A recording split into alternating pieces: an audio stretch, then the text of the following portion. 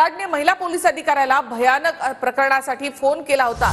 कराडच्या viral audio clip बाबत सुरेश धस यांनी हा दावा केलाय। ते पान धनंजय मुंडेंशिवाय हल्लं का ते बघायचं आहे असं धस यांनी म्हटलं। ऑडिओ क्लिप बाबत भरपूर माहिती आहे, 2 दिवसात याचा खुलासा करणार असं धस यांनी म्हटलंय। माझ्याकडे भरपूर माहिती आहे या क्लिपच्या संदर्भात, परंतु मी याचं उत्तर आज देणार नाही। ते 87 का 77 नंबरचे ते महिला अधिकारी कोण, त्यांनी स्पीकर ऑन कसा काय केलाय, कुणाच्या समोर कुणाला बोललंय, किरकोळ प्रकरण आहे सोडून दे।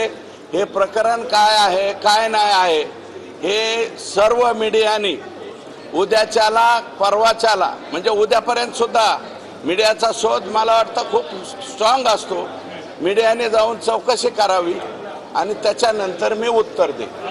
ही क्लिप पुढची 10-15 दिवस चालणार आहे। पंकजाताई यांनी दसऱ्याचा मेळावा झाला, त्या दसरा मेळाव्यामध्ये एक वाक्य वापरलं होतं की ज्यांच्याशिवाय धनंजय मुंडेंचं पान हलत नाही असे वाल्मिक अण्णा।